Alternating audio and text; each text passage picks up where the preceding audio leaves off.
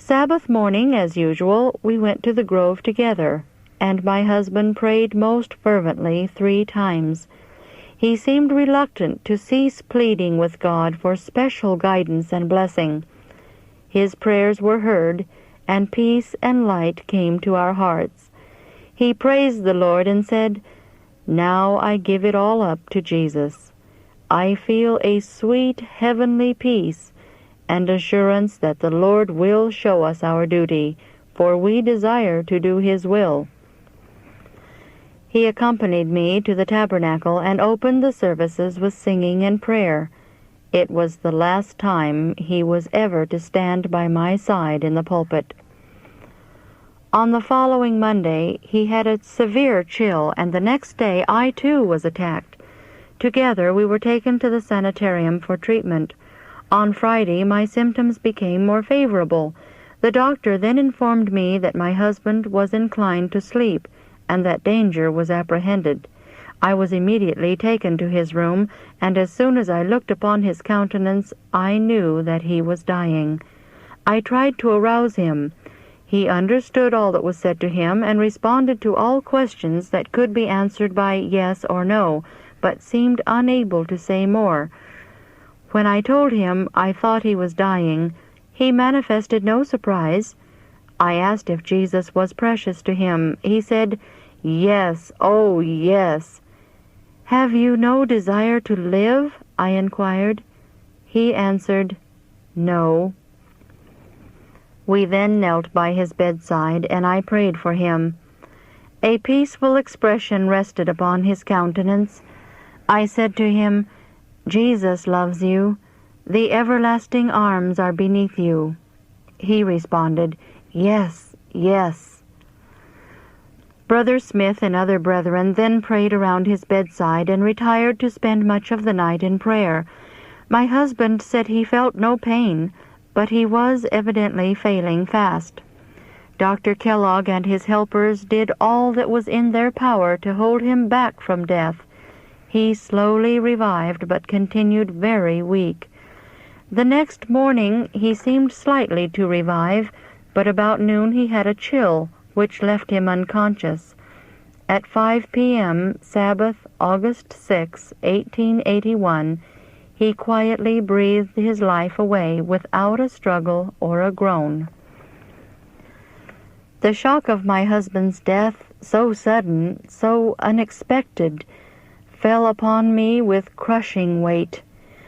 In my feeble condition I had summoned strength to remain at his bedside to the last, but when I saw his eyes closed in death, exhausted nature gave way, and I was completely prostrated. For some time I seemed balancing between life and death. The vital flame burned so low that a breath might extinguish it. At night my pulse would grow feeble, and my breathing fainter and fainter till it seemed about to cease. Only by the blessing of God and the unremitting care and watchfulness of physician and attendants was my life preserved. Though I had not risen from my sick bed after my husband's death, I was borne to the tabernacle on the following Sabbath to attend his funeral. At the close of the sermon, I felt it a duty to testify to the value of the Christian's hope in the hour of sorrow and bereavement. As I arose, strength was given me, and I spoke about 10 minutes, exalting the mercy and love of God in the presence of that crowded assembly. At the close of the services, I followed my husband to Oak Hill Cemetery, where he was laid to rest until the morning of the resurrection. My physical strength had been prostrated by the blow, yet the power of divine grace sustained me in my great bereavement. When I saw my husband breathe his last, I felt that Jesus was more precious to me than when he ever had been in any previous hour of my life. When I stood by my firstborn and closed his eyes in death, I could say, "The Lord gave, and the Lord hath taken away. Blessed be the name of the Lord." And I felt then that I had a comforter in Jesus. And when my latest born was torn from my arms, and I could no longer see its little head upon the pillow by my side, then I could say, The Lord gave, and the Lord hath taken away. Blessed be the name of the Lord. And when he, upon whose large affections I had leaned, with whom I had labored for 36 years, was taken away, I could lay my hands upon his eyes and say, I commit my treasure to thee until the morning of the resurrection. When I saw him passing away and saw the many friends sympathizing with me, I thought, what a contrast to the death of Jesus as he hung upon the cross! What a contrast! In the hour of his agony, the revilers were mocking and deriding him, but he died, and he passed through the tomb to brighten it, to lighten it, that we might have joy and hope even in the event of death, that we might say, as we lay our friends away to rest in Jesus, we shall meet them again. At times I felt that I could not have my husband die, but these words seemed to be impressed on my mind. Be still and know that I am God. I keenly feel my loss, but dare not give myself up to useless grief. This would not bring back the dead, and I am not so selfish as to wish, if I could, to bring him from his peaceful slumber to engage again in the battles of life. Like a tired warrior, he has lain down to sleep. I will look with pleasure upon his resting place. The best way in which I and my children can honor the memory of him who has fallen is to take the work where he left it, and in the strength of Jesus carry it forward to completion. We will be thankful for the years of usefulness that were granted to him, and for his sake, and for Christ's sake, we will learn from his death a lesson which we shall never forget. We will let this bereavement make us more kind and gentle, more forbearing, patient, and thoughtful toward the living. I take up my life work alone, in full confidence that my Redeemer will be with me. We have only a little while to wage the warfare, then Christ will come, and this scene of conflict will close. Then our last efforts will have been made to work with Christ and advance his kingdom. Some who have stood in the forefront of the battle, zealously resisting incoming evil, fall at the post of duty. The living gaze sorrowfully at the fallen heroes, but there is no time to cease work. They must close up the ranks, seize the banner from the hand palsied by death, and with renewed energy vindicate the truth and the honor of Christ. As never before, resistance must be made against sin, against the powers of darkness. The time demands energetic and determined activity on the part of those who believe present truth. If the time seems long to wait for our deliverer to come, if, bowed by affliction and worn with toil, we feel impatient to receive an honorable release from the warfare, let us remember, and let the remembrance check every murmur, that we are left on earth to encounter storms and conflicts, to perfect Christian character, to become better acquainted with God our Father, and Christ our elder brother, and to do work for the Master in winning many souls to Christ. They that be wise shall shine as the brightness of the firmament, and they that turn many to righteousness as the stars for ever and ever. Testimony 1, Chapter 1, Thy Brother's Keeper. November 20, 1855, while in prayer, the Spirit of the Lord came suddenly and powerfully upon me, and I was taken off in vision. I saw that the Spirit of the Lord has been dying away from the church. The servants of the Lord have trusted too much to the strength of argument, and have not had that firm reliance upon God which they should have. I saw that the mere argument of the truth will not move souls to take a stand with the remnant, for the truth is unpopular. The servants of God must have the truth in the soul. Said the angel, they must get it warm from glory, carry it in their bosoms, and pour it out in the warmth and earnestness of the soul to those that hear. A few that are conscientious are ready to decide from the weight of evidence, but it is impossible to move many with a mere theory of the truth. There must be a power to attend the truth, a living testimony to move them. I saw that the enemy is busy to destroy souls. Exultation has come into the ranks. There must be more humility. There is too much of an independence of spirit indulged in among the messengers. This must be laid aside, and there must be a drawing together of the servants of God. There has been too much of a spirit to ask, Am I my brother's keeper? Said the angel, Yea, thou art thy brother's keeper. Thou shouldest have a watchful care for thy brother, be interested for his welfare, and cherish a kind, loving spirit toward him. Press together, press together. God designed that man should be open-hearted and honest, without affectation, meek, humble, with simplicity. This is the principle of heaven. God ordered it so. But poor frail man has sought out something different, to follow his own way, and carefully attend to his own self-interest. I asked the angel why simplicity had been shut out from the church, and pride and exultation had come in. I saw that this is the reason why we have almost been delivered into the hand of the enemy. Said the angel, Look ye, and ye shall see that this feeling prevails. Am I my brother's keeper? Again said the angel, Thou art thy brother's keeper. Thy profession, thy faith requires thee to deny thyself and sacrifice to God, or thou wilt be unworthy of eternal life. For it was purchased for thee dearly, even by the agony, the sufferings, and blood of the beloved Son of God. I saw that many in different places, east and west, were adding farm to farm, and land to land, and house to house, and they make the cause of God their excuse, saying they do this that they may help the cause. They shackle themselves so that they can be of but little benefit to the cause.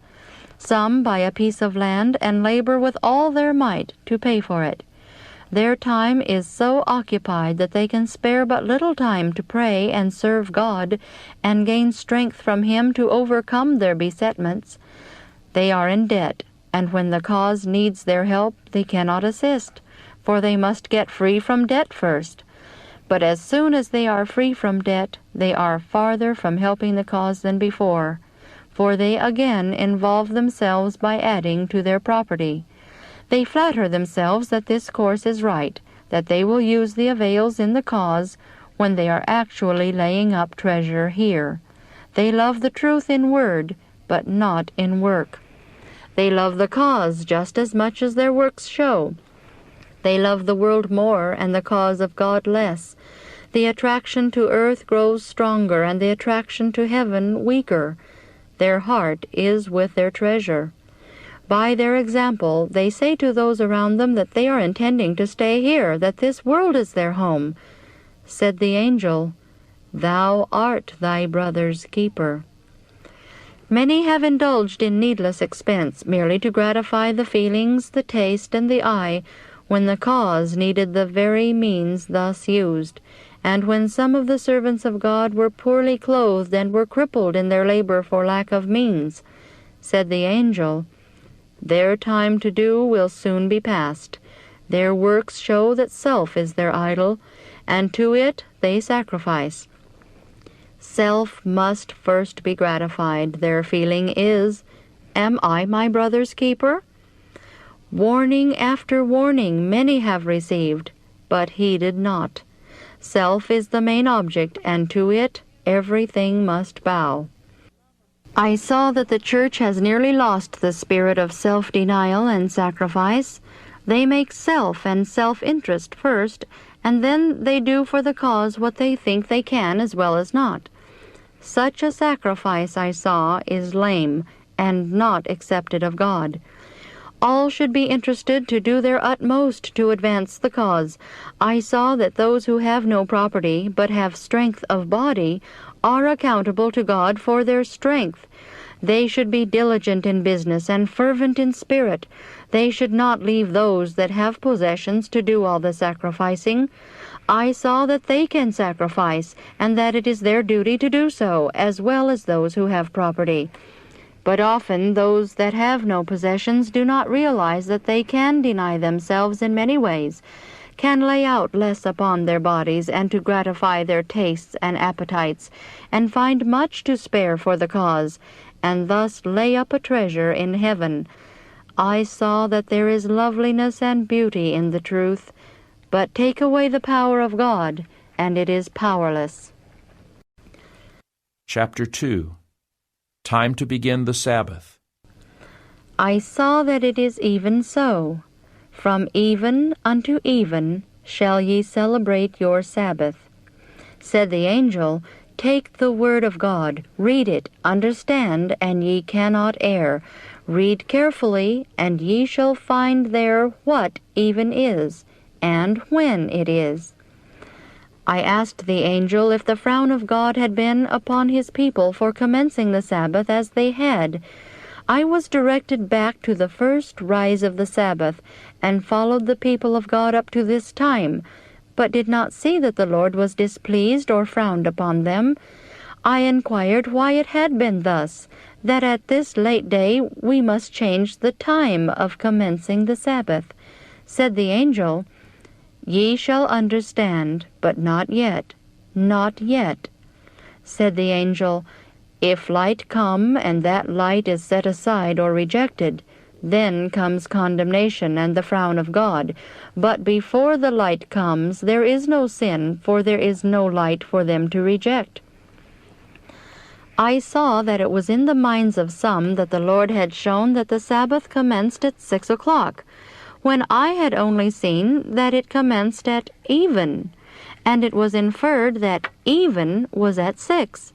I saw that the servants of God must draw together, press together. Chapter 3. Opposers of Truth. I was shown the case of Stevenson and Hall of Wisconsin. I saw that while we were in Wisconsin in June 1854, they were convicted that the visions were of God, but they examined them and compared them with their views of the age to come. And because the visions did not agree with these, they sacrificed the visions for the age to come. And while on their journey east last spring, they both were wrong and designing. They have stumbled over the age to come, and they are ready to take any course to injure the review. Its friends must be awake and do what they can to save the children of God from deception. These men are uniting with a lying and corrupt people. They have had evidence of this. And while they were professing sympathy and union with my husband, they, especially Stevenson, were biting like an adder behind his back. While their words were smooth with him, they were inflaming Wisconsin against the review and its conductors. Especially was Stevenson active in this matter. Their object has been to have the review publish the age-to-come theory, or to destroy its influence. And while my husband was open-hearted and unsuspecting, seeking ways to remove their jealousy, and frankly opening to them the affairs of the office and trying to help them, they were watching for evil, and observing everything with a jealous eye. Said the angel as I beheld them, Think ye, feeble man, that ye can stay the work of God? Feeble man, one touch of his finger can lay thee prostrate. He will suffer thee but a little while. I was pointed back to the rise of the Advent doctrine, and even before that time, and saw that there had not been a parallel to the deception, misrepresentation, and falsehood that has been practiced by the messenger party, or such an association of corrupt hearts under a cloak of religion. Some honest hearts have been influenced by them, concluding that they must have at least some cause for their statements, thinking them incapable of uttering so glaring falsehoods. I saw that such will have evidence of the truth of these matters. The Church of God should move straight along, as though they were not such a people in the world. I saw that decided efforts should be made to show those who are unchristian in life their wrongs, and if they do not reform, they should be separated from the precious and holy, that God may have a clean and pure people that He can delight in. Dishonor Him not by linking or uniting the clean with the unclean. I was shown some coming from the east to the west. I saw that it should not be the object of those who leave the east for the west to get rich, but to win souls to the truth. Said the angel, "Let your works show that it is not for honor or to lay up a treasure on earth, that ye have moved west, but to hold up and exalt the standard of truth." I saw that those who move west should be like men waiting for their Lord. Said the angel, "Be a living example to those in the west. Let your works show that you are God's peculiar people, and that you have a peculiar work, to give the last message of mercy to the world. Let your works show to those around you that this world is not your home." I saw that those who have entangled themselves should break the snare of the enemy and go free. Lay not treasures upon earth, but show by your lives that you are laying up treasure in heaven. If God has called you west, He has a work, an exalted work, for you to do. Let your faith and experience help those who have not a living experience. Let not the attraction be to this poor, dark speck of a world, but let it be upward to God, glory, and heaven. Let not the care and perplexity of farms here engross your mind, but you can safely be wrapped up in contemplating Abraham's farm. We are heirs to that immortal inheritance. Wean your affections from earth and dwell upon heavenly things.